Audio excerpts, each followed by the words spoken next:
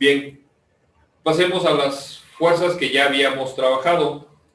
Y decíamos entonces que como fuerzas de interés estaba la fuerza que tenemos garantía que va a existir en todos nuestros enunciados. ¿Cuál tendrá que ser esa fuerza? El peso. El peso. Ajá, peso que vamos a calcular, ¿de qué forma?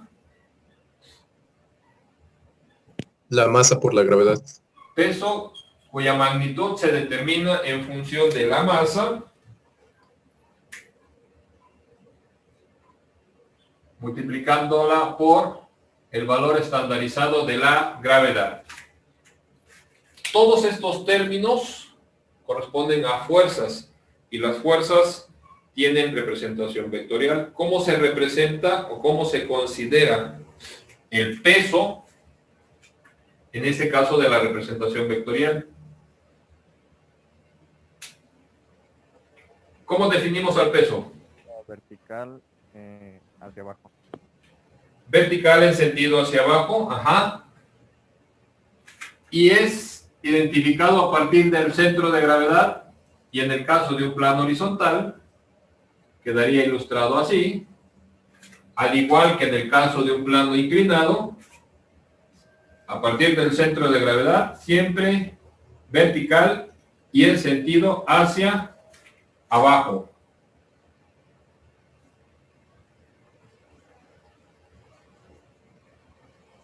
Esa característica del vector no se altera independientemente de la condición del movimiento del cuerpo.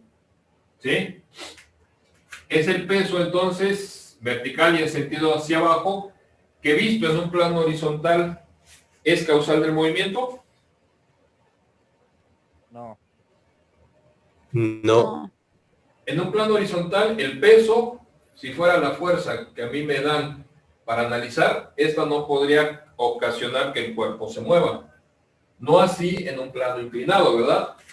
Ya que este tendría una componente colineal a nuestro plano. ¿Qué ocasiona el peso en el caso de la caída libre y el tiro vertical?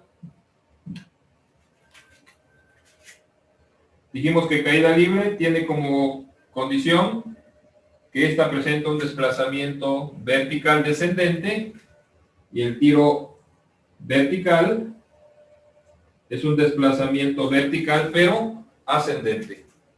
¿Genera el mismo efecto el peso en la caída libre que en el tiro vertical? No. No.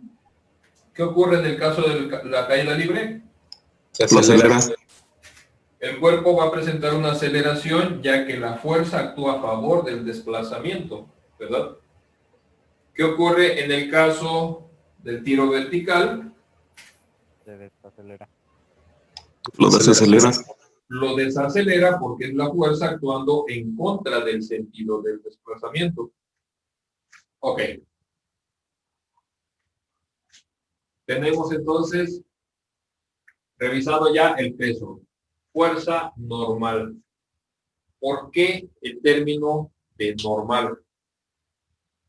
Porque es sinónimo de perpendicular. Así es.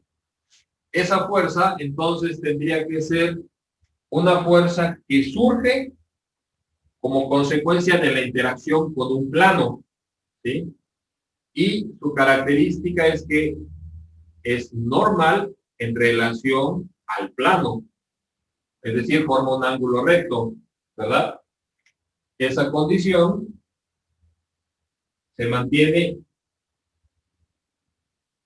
incluso con el cambio de orientación del plano, nuestra fuerza siempre deberá de ser perpendicular. Bajo esta condición, la normal aquí tendría que ser igual. Al peso. Al peso. Ajá. Es igual la normal al peso en el caso del plano inclinado, así como están ejemplificados ahorita. No. Es igual a La su sumatoria de la sumatoria de las fuerzas que actúan de manera perpendicular al plano. Vamos a establecer que nuestra fuerza normal, su magnitud, queda condicionado entonces como la resultante de todas las fuerzas actuantes perpendiculares al plano. Debido a esta característica de que siempre va a ser normal, la pregunta es, ¿puede la fuerza normal ser causal del movimiento? No, No. La fuerza normal nunca va a ser causal del movimiento. Entonces, la importancia que tiene la fuerza normal, ¿sí?, es que a partir de esta, nosotros determinamos el efecto de la fricción, ¿sí?, que es la siguiente fuerza que teníamos ya establecida. ¿Ok? ¿Cómo calculamos la fuerza de fricción? Multiplicando la fuerza normal por el coeficiente de fricción. Así es. Nuestra fuerza de fricción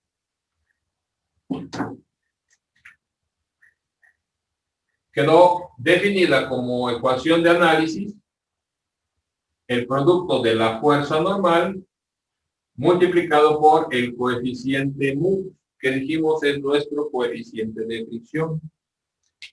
¿Qué me representa ese coeficiente de fricción? Para empezar, ¿qué característica tiene? ¿Tiene unidades?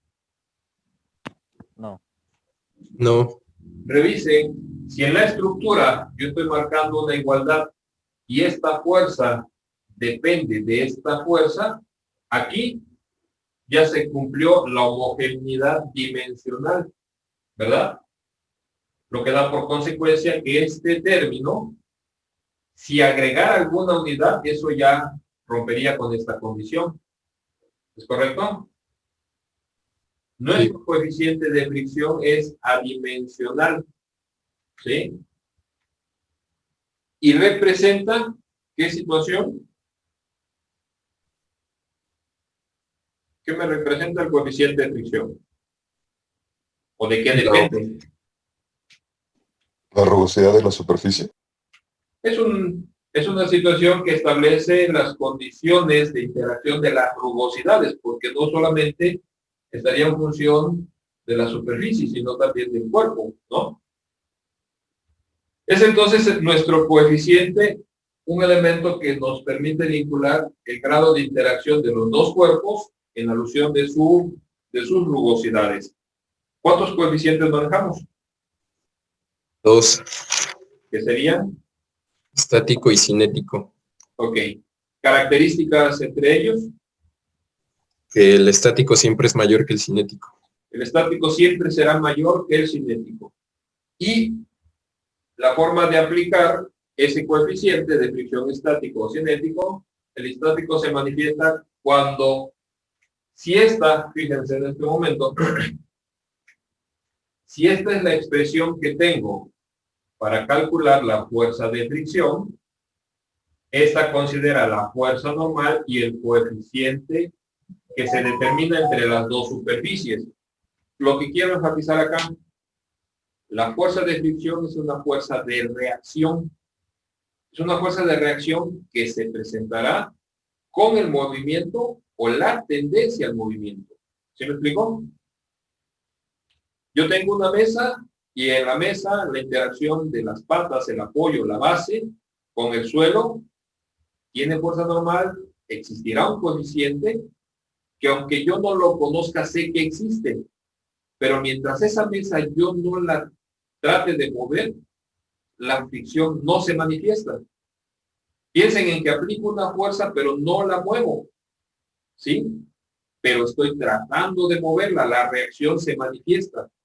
No sé si queda clara la idea. Sí, El punto es entonces considerar que la fuerza de fricción es una fuerza de reacción. Si tengo entonces ya planteada la fuerza, los términos y sus características, ahora visualicémosla en nuestros esquemas. Para nuestro esquema que tenemos en el plano horizontal,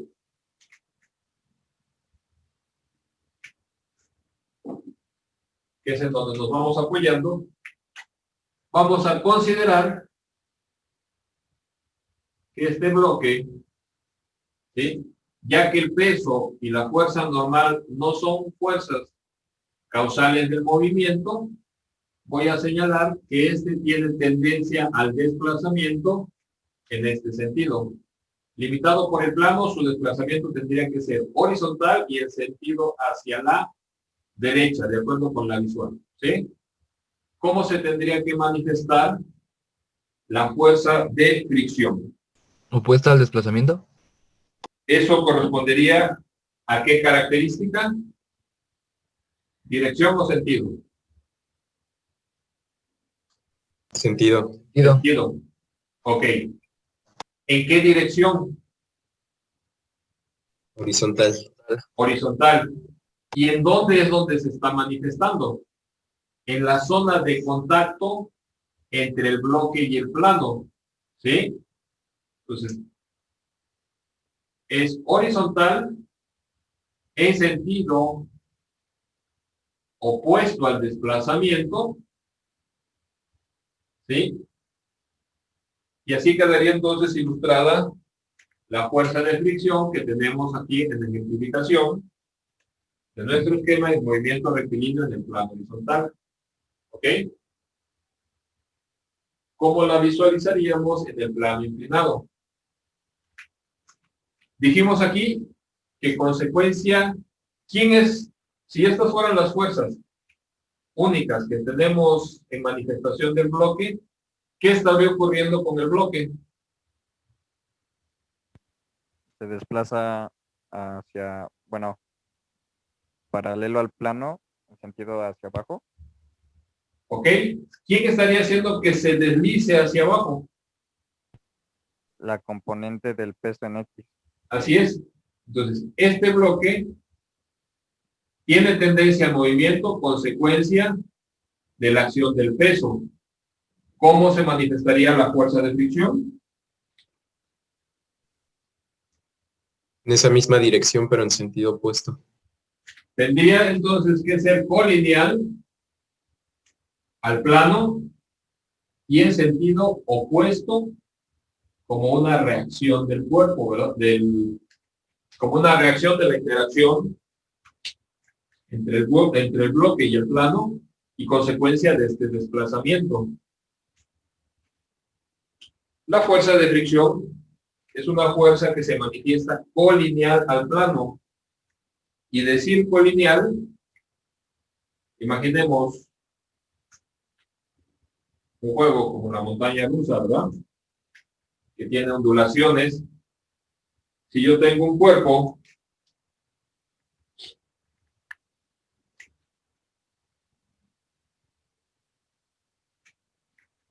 que está depositado sobre esta superficie que es ondulada, no es rectilínea, es curvilínea, ¿sí? ¿Cómo se va a manifestar la fuerza de fricción? ¿En qué zona? Tendría que estar en la zona de contacto y de acuerdo con los cambios de la superficie, ¿sí? La fricción se daría en la zona de contacto.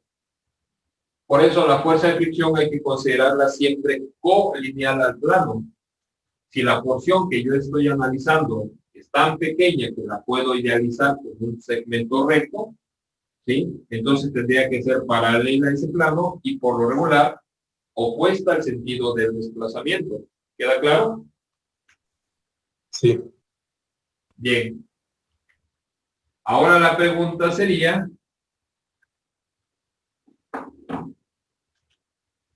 ¿es la fuerza de fricción una fuerza que pueda ser causal del movimiento? ¿Tengo la marca? ¿Si lo alcanzan a percibir? Sí. Ahí está la marca, ¿no? Estoy alineando la cara del borrador con la marca. ¿Sí? Espero que se alcance a ver. ¿Ok? Si yo aplico una fuerza sobre el objeto en verde, ¿sí? Si esta magnitud es pequeña, los cuerpos se mueven en simultáneo, ¿verdad? todo cuerpo en estado de reposo, cuando actúa sobre él una fuerza capaz de romper con dicho estado, se moverá, ¿verdad? Pero dependiendo de la magnitud de esa fuerza, también generamos reacciones. ¿Se movió el cuerpo? Sí. Sí. Con la acción de la fuerza directa sobre él. ¿Qué sucedió con el otro cuerpo? También se movió. También se movió. ¿Hacia dónde se movió? Hacia el lado contrario de la fuerza, produciendo fricción sobre el cuerpo 1. Regreso. Sí está clara la recreación, ¿verdad? ¿Qué estoy alineando? El cuerpo con la marca y con la orilla de la mesa. ¿Hacia dónde se movió el cuerpo en verde? En este sentido, ¿verdad? ¿Hacia dónde se movió el borrador? En sentido opuesto. ¿Se movió en este sentido? Sí. En sentido contrario. Chequen. Si ustedes están considerando esta como referencia para identificar el movimiento de este cuerpo, ¿sí? Este cuerpo o esta marca se movió. Por consecuencia, esta posición es relativa con respecto a esta. Y nosotros dijimos que no es conveniente trabajar con posiciones relativas. ¿Sí me explicó? ¿Cuál tendría que ser la referencia de posición de los cuerpos? El borde del escritorio. Exacto, porque este no cambió de ubicación. Esa es una referencia absoluta. ¿Me explico? Cuando yo hice la marca, precisamente tenía como propósito y también alineé la posición del cuerpo, que entendamos que esta posición nunca se va a modificar. ¿Sí? Parece que aquí se ve mejor, ¿no?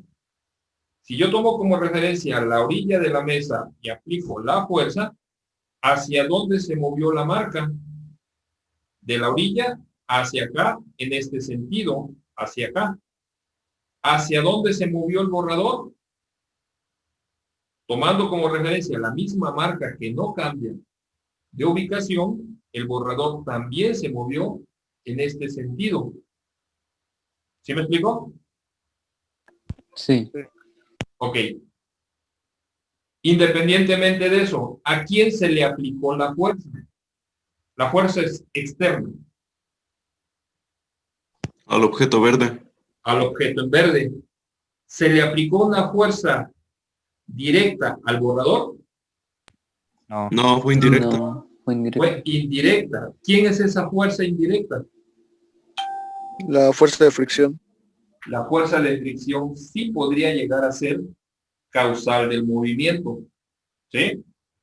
Tenemos entonces que la fuerza de rigidez que estamos aplicando, como vemos, al ser una reacción, se involucra directamente con la deformación. ¿Cuál es la expresión con la que deberemos analizar la magnitud de la fuerza de rigidez?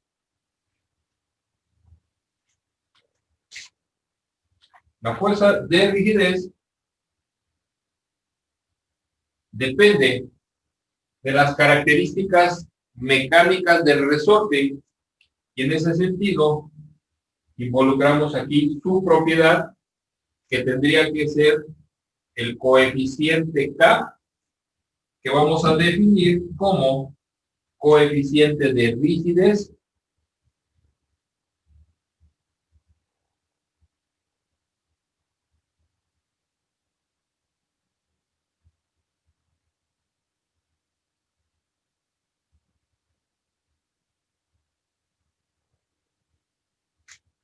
coeficiente de rigidez.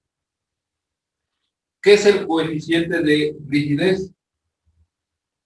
El coeficiente de rigidez no es más que la capacidad que tiene el resorte para deformarse al momento de aplicar una fuerza.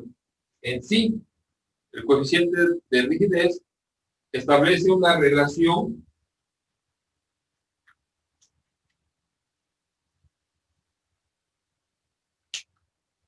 de fuerza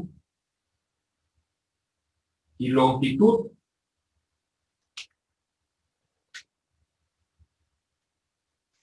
¿sí?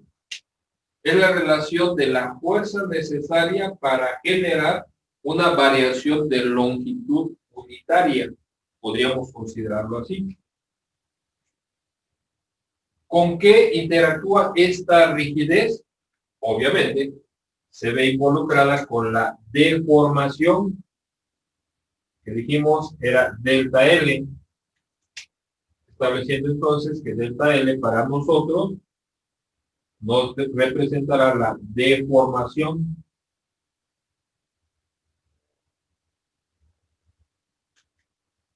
En este caso, esta podrá ser positiva o negativa. Es decir, si nosotros estamos tensando, hacemos que el resorte con respecto a su longitud en estado libre, al tensarlo, ganamos longitud de formación positiva. Tengo la longitud en estado libre y ahora lo comprimo, hago que la deformación genere una pérdida de longitud. Por consecuencia, esa sería negativa. Este término entonces refiere longitud. El coeficiente de rigidez es fuerza sobre longitud, de manera que al asociar las dimensiones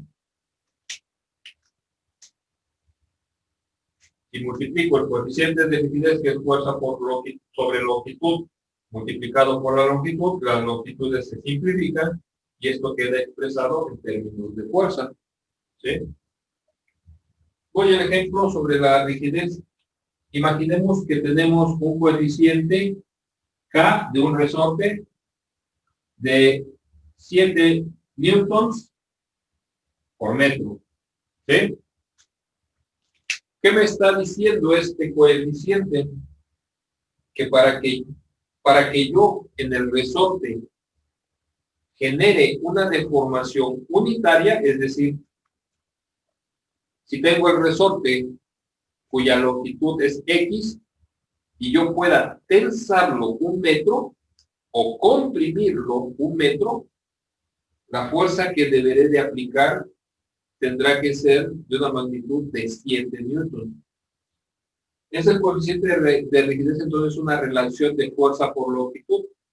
De acuerdo con su magnitud, implicaría la fuerza necesaria para generar una deformación unitaria, ya sea en incremento o reducción de la longitud. Podemos observar entonces que esta fuerza de rigidez tiene una particularidad, que al depender de la deformación es una fuerza de magnitud variable, no es constante. ¿Sí? Esto nos lleva al escenario de visualizar el efecto en un esquema. Veamos la siguiente recreación. Tenemos entonces ahora ya una recreación con respecto a la fuerza de rigidez. Decíamos, el resorte se considera que cuando éste no presenta ninguna deformación, vamos a denominar a este estado como la longitud en estado libre. Es decir, mi resorte no se encuentra deformado y por consecuencia la fuerza de rigidez deberá de ser 0. En el análisis de los problemas que se involucren con resortes, vamos a buscar siempre identificar la longitud en estado libre, porque con esa longitud podemos tener entonces la referencia de la deformación.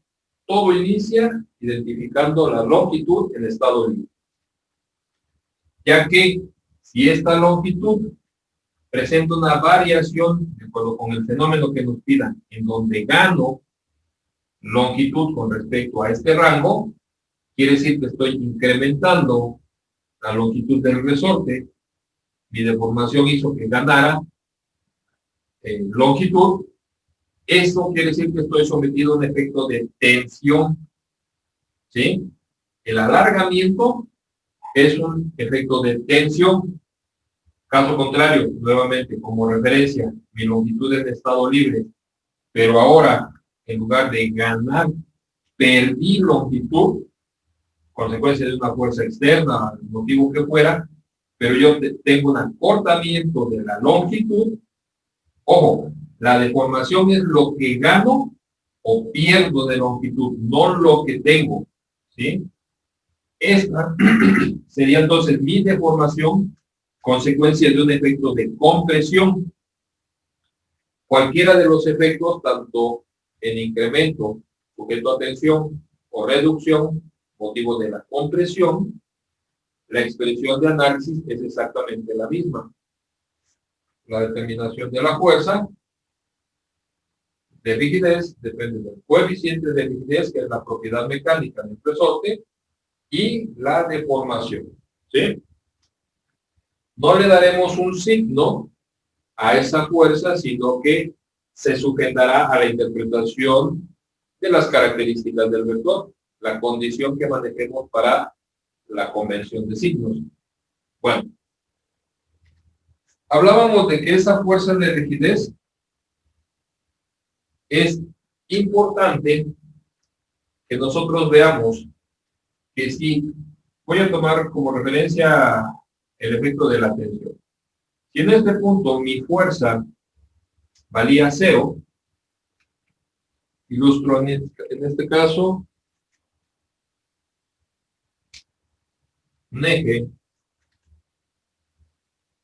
voy a dejar que sea la horizontal, mi referencia para X, ¿sí? Y en este punto,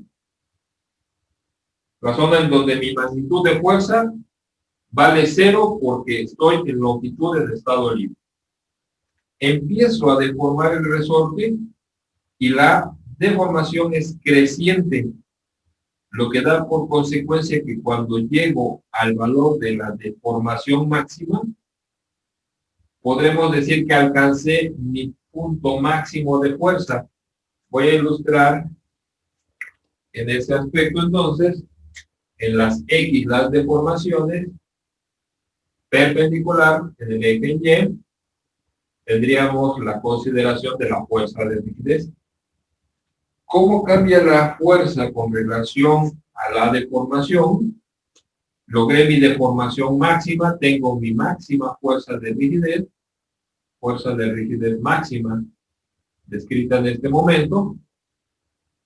La relación de esta fuerza tendría que ser entonces lineal, es decir, mi gráfica que ilustra el comportamiento de la fuerza tendría que ser esta.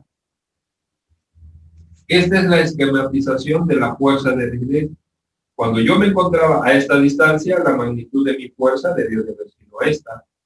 Incremento la deformación, ahora el rango de fuerza es este. Aumento la deformación, ahora es este. Y fue entonces creciente conforme a la deformación. Esto me da entonces un comportamiento lineal, en cuyo caso, esta pendiente que me está dando la línea, ¿de qué depende? Esto dependerá precisamente de nuestro coeficiente de rigidez. Porque imaginen que este coeficiente de rigidez, ¿qué sucedería si yo comparo el comportamiento basados en las deformaciones? Si el coeficiente de rigidez de otro resorte fuera de mayor magnitud, si la rigidez del resorte es más grande, ¿cómo se comportaría? ¿Cómo evolucionaría el rango de fuerzas? Con la misma deformación, al ser un coeficiente de mayor rigidez, presentaría entonces una pendiente que para la misma deformación me daría en consecuencia mayor fuerza. Para este rango de deformación, en lugar de tener este valor, tendría yo un rango mayor de fuerza, ¿sí? Es más, para la deformación máxima, mi fuerza de rigidez, al tener un coeficiente de mayor magnitud, daría un rango de fuerza más grande. Entonces, entendamos que, punto número 1, la fuerza de rigidez no es constante, es una fuerza variable, pero su comportamiento de variación es lineal. ¿Quién da ese comportamiento lineal? Podríamos decir que esta variación está sujeta al grado de rigidez del resorte. Y eso es importante porque, entenderlo, porque con esta consideración vamos a lograr una simplificación del cálculo. Si la fuerza es variable, por consecuencia, al existir en la acción de un cuerpo, generará comportamientos de aceleración variable. Y ese comportamiento de aceleración variable ya no me permite a mí trabajar con las ecuaciones fundamentales para la aceleración constante, ¿sí? Tendría yo que verme involucrados en el análisis ya del movimiento con ecuaciones fundamentales. Pero es a través de esta interpretación que podremos hacer una simplificación del cálculo. Ok. Con esto, entonces, quedan abordadas las fuerzas más comúnmente relacionadas en nuestros enunciados, teniendo entonces ya para cada una de ellas las expresiones. Posiblemente la única que nos haga falta sea la fuerza de tensión, que en este caso la fuerza de tensión son fuerzas que se manifiestan también en elementos, llamemos mecánicos, nada más que en este caso trabajamos con cuerdas. Pueden ser cuerdas, cables, cadenas, en cuyo caso, pues no tendremos una expresión de análisis. Lo único que deberemos de considerar es que en estos elementos asociados en los sistemas de poleas, pues dependerán del arreglo que exista en nuestro sistema, su análisis e interpretación, ¿sí? Esto es entonces la base de nuestro análisis para interpretar los términos que vamos a ver involucrados en nuestros ejercicios y pasaríamos entonces ya a la aplicación. Con lo cual, damos inicio ya propiamente a Cinema.